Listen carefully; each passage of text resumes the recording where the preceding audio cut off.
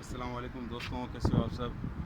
हमारे चैनल अयान गोय पे आप सबका स्वागत है। अभी हम लोग आज ही प्रदेश के बारे में और कतर के बारे में वापस हम लोग बात कर रहे हैं कि कतर आना चाहिए या नहीं आना चाहिए, या आज़ाद में आना चाहिए या फिर कोई कंपनी के अंदर आना चाहिए। तो हम लोग यही कोशिश कर रहे हैं और इसके बारे में हम लोग वापस वीडियो बना रहे हैं। तो अभी आप लोगों के जो भी यूट्यूब पे हम लोग वीडियो अपलोड कर रहे हैं, तो ये हमारा एक पर्सनल तरीके से वीडियो अपलोड करते हैं अभी हम लोग। चलो अभी हम लोग वीडियो स्टार्ट करते हैं अभी। तो ये हमारे उस्मान भाई है, तो इनसे हम पूछते हैं कि ये कहाँ से है और क्या काम करे। उस्मान भाई, आप इंडिया से कहाँ से हो। मैं इंडिया से सुल्तानगढ़ से। सुल्तानगढ़ तहसील और गांव यहाँ गांव न्यामा। तो आपको इधर कतर के अंदर कितना महीना हो गया अभी। मेरे को 4 महीने। 4 महीना हो गया। तो अगर कतर के अंदर आपने कितना पैसा लगा के आए हो आप। मैं 60,000। 60,000 रुपये लगा के आए हो, तो आपने वो तो 60,000 रुपये पूरा कर दिया होगा, है ना। हाँ हो गया। तो फिर अगर कोई आदमी सेटल डाउन के वीज़े पे आ रहा है, तो उसको वीज़े पे आना चाहिए या 3 महीने में या 6 महीने के एग्रीमेंट में या 1 साल वाले में आना चाहिए या नहीं आना चाहिए अभी। मेरे हिसाब से तो 6 महीने के वीजे में नहीं आना चाहिए। नहीं आना चाहिए अभी। तो फिर उसके लिए अगर कोई आदमी आ रहा है मुसीबत के अंदर, तो उसको क्या करना चाहिए अभी। अगर कोई आदमी काम का जानकार है हाँ, तो उसको तो आज़ाद में ही आना चाहिए, आज़ाद कंपनी में में नहीं आना चाहिए लगभग। और आ रहा है तो कोई एग्रीमेंट पे ही आना चाहिए। एग्रीमेंट पे आना चाहिए उसको। इधर ऐसा नहीं आना चाहिए। जैसे हम लोग आके फंस गए हैं कंपनी में, हमारे को कंपनी काम दे रही है, ठेकेदारों के पास में कंपनी बोलती है कि आपका काम ये है। वो अलग बात है, वो उधर एजेंट को लिखवा के लेके आना चाहिए। स्टाम्प पेपर पे जो भी आदमी बाहर है तो उसको एजेंट पे तो दे रहा है, हाँ, उसको लिखवा के लेके आना चाहिए। लिखवा के लेके आना चाहिए। तो फिर उसके लिए क्या करना चाहिए। उसके लिए यही करना चाहिए कि एजेंट को बताना चाहिए कि भाई आपको सप्लाई में दे रहे हैं या कंपनी का खुद का वीज़ा है, हाँ, वो बताना चाहिए। या खुद कंपनी साइड दे रही है। हाँ। अभी जैसे हमारे को कंपनी है ना सप्लाई में दे रही है, कंपनी का कोई सैलरी नहीं है, 2-2 ढाई महीने हो गया। तो उसके लिए फिर क्या करें अभी। वो तो बात है, वो एजेंट से बात करनी चाहिए या एजेंट से। अब जो हो गया वो हो गया, और आगे से जो भी आदमी आए ना उसको एजेंट के से बात करके स्टाम्प के लिखवा के फिर ही आना चाहिए। और इधर 1100 प्लस 300 के अंदर आदमी आ रहा है, तो उसके अंदर इधर इधर महंगाई बहुत है। तो क्या आदमी बचा सकता है पैसा नहीं, अपनी पैसा फैमिली तो को। नहीं पैसा तो नहीं बचा सकता 1100-300 में। हाँ, पर वो मजबूरी में करना पड़ता है। मजबूरी में करना पड़ता है। चलो ठीक है, इंशाल्लाह आपसे बात करके बहुत अच्छा लगा। अभी इन भाई से बात करते हैं। आपका भाई नाम, आपका नाम। मेरा नाम रोशन है। रोशन है। आपको कितना महीना हो गया इधर। इधर 3 महीने हो गया। 3 महीना हो गया आपको। और आपको क्या बोल रहे हो, आपको इंडिया से नया बंदा आ रहा है तो उसके लिए आप क्या बोलोगे। मैं तो यही बोल रहा हूँ, सिट डाउन वीजा में नहीं आना चाहिए। शट डाउन की वजह में नहीं आना चाहिए अभी। नहीं आना। जैसे वो बोलते हैं कि 1 साल का एग्रीमेंट है हाँ, या नहीं 3 महीने का या 6 महीने का, कंपनी आपका वीज़ा बढ़ा देगा, तो उसके बारे में कंपनी बढ़ाए नहीं बढ़े, पर सिट डाउन वीजा में नहीं नहीं आना चाहिए। आना चाहिए। ये मुसीबत है। तो अगर कोई बंदा आने से पहले ना पूरा तहकीकात कर ले कि कंपनी कौन सा अच्छा है, हाँ बस। और जो कंपनी के बारे में आ रहा है तो एजेंट से ना पूरा लिखा पड़ी के साथ आना चाहिए। जैसे कोई भी एग्रीमेंट या स्टाम्प पेपर पे लिखा हो हाँ वो लिखा कि अगर मेरे को ठेकेदार में दे दिया ना, तो मैं इधर वापस नहीं आ जाऊँगा मैं, नहीं। और मेरे को ना पैसा वापस है। मुश्किल नहीं है, खतर माड़ा नहीं है। हाँ, सैलरी के लिए भी सही है, सब सही है। हाँ, पर एजेंट करता सब।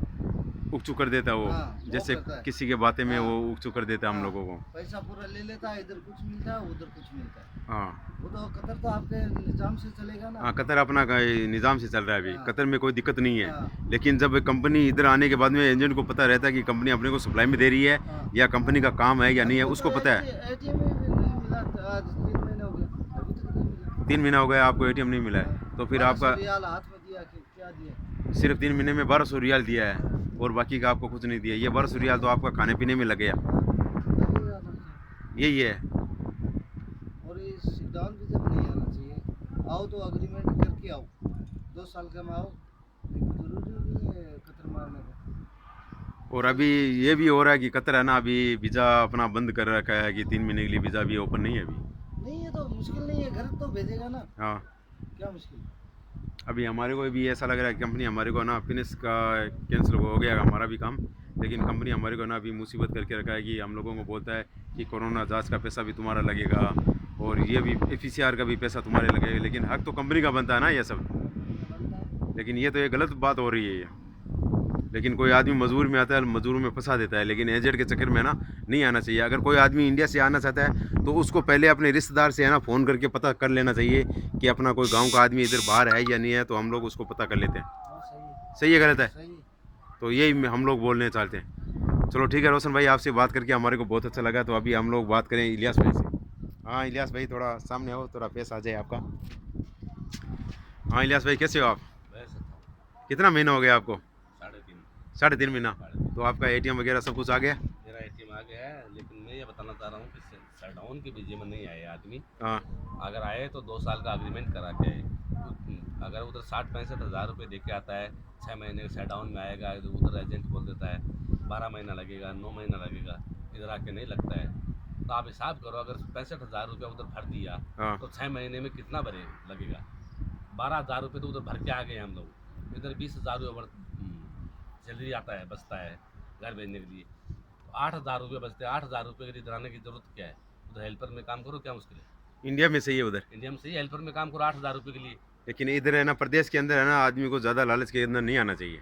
ज़्यादा लालच के नहीं आना चाहिए, लेकिन ये बात है कि एजेंट से आप बात करो हाँ कि भाई हम कहाँ जा रहे हैं, कहाँ नहीं जा रहे हैं। अभी हमारी कंपनी में एक आदमी आया है, उसको बोलता है कि आदमी आए 10-12 आदमी आए, उनको बोलता है कि सप्लाई में आपको जाना पड़ेगा। तो 40 आदमी है, 50 आदमी, वो घर चलेंगे अपने, सप्लाई में नहीं आएंगे। सप्लाई में जाएगा उधर पैसा नहीं मिलेगा। 4 घंटा वो टाइम कराएगा, उसको सैलरी देगा 1100। तो 1100 सैलरी देगा। अगर ठेकेदार के पास काम करना है तो 150 रियाल पगार है। 150 रियाल पगार में अगर तुम्हें ठेकेदार के पास काम करेगा।